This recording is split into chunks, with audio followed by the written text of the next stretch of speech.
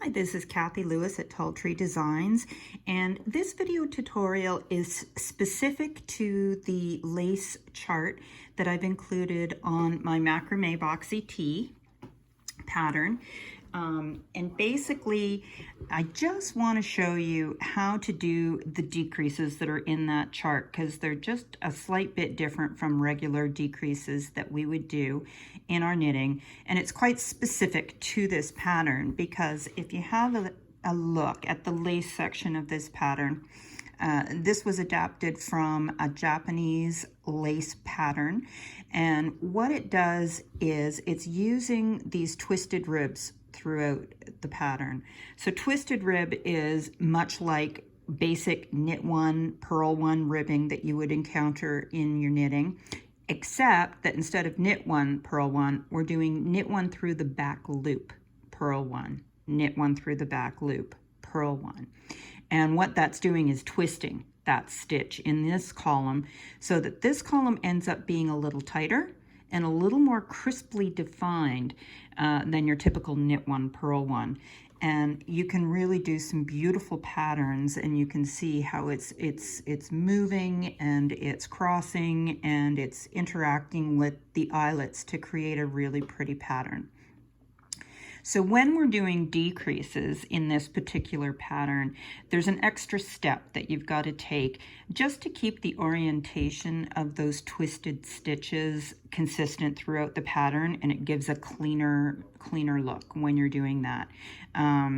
So I'm going to show you, and these are them right here. So these are the twisted decreases. This one's leaning to the right, this one's leaning to, backwards. This one's leaning left, this one's leaning right. And I'm going to show you how to do them, because it might look complicated on the chart or in the pattern, but it's really just a simple extra step that you're going to take. So what I've got here is just a swatch where I've done a few rows of the twisted ribbing in a heavier weight yarn on larger needles to make it easier to see. And I'm just going to do the first couple of stitches normally. So knit one through the back loop, purl one. And the first one I'm going to do, it corresponds to the symbol A on your chart, and it's called a twisted right decrease. And it's basically a knit two together with an extra step. And this is what we're going to do. We're going to slip the next two stitches on our left needle to the right needle purlwise. So insert your needle as if to purl and just slide the stitch across onto that needle. Slipping them purlwise keeps the stitches in their proper orientation. We're going to take them back to the left needle, and what we're going to do, that second stitch you slipped, I want you to insert the tip of your left needle into the right side of the stitch and slide it back. And what we've done is twist that stitch. In doing that, the first stitch we slipped, we're going to put back purlwise. We don't want to twist that one. And now that we've done that, all that accomplished was twisting this stitch right here. And then we're going to knit those two together. And there it is. It leans to the right. We've decreased one stitch, and that second stitch we twisted to keep it in keeping with our pattern. You're also going to come across something called a double right decrease, a twisted right increase. And it's exactly the same with one extra stitch. So let's do that one.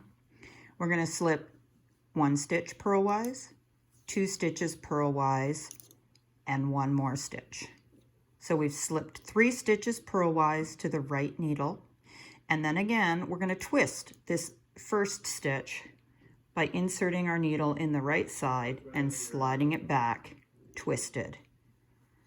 The first 2 stitches we slip, go back in their same orientation, and then knit all 3 together.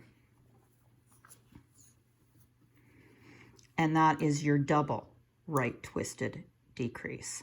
Okay, so basically it's knit 2 together and knit 3 together, with the extra step of sliding the stitches over so that you can twist that last stitch in the process.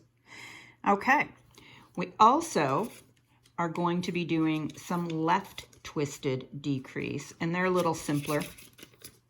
The first one, in fact, is just something you've probably done before, where you slip the first stitch, you knit the next stitch,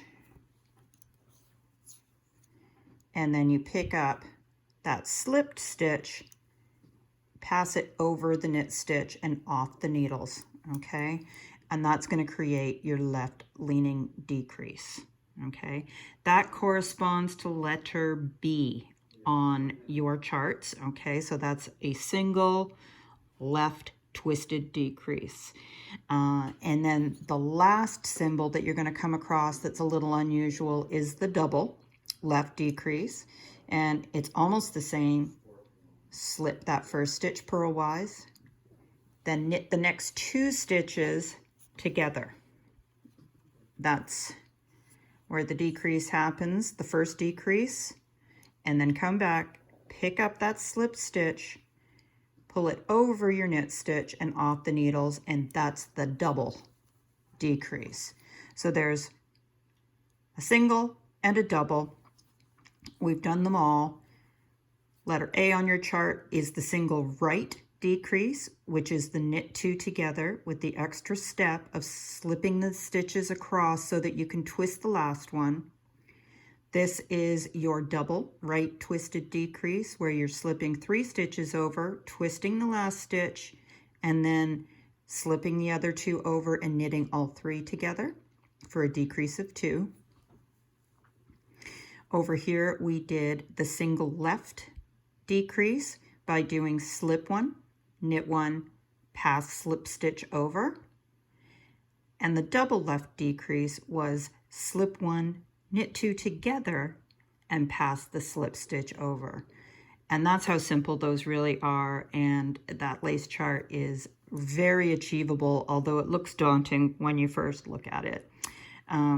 So yeah, that's everything you need to know about doing those specific decreases for the Macrame Boxy Tee.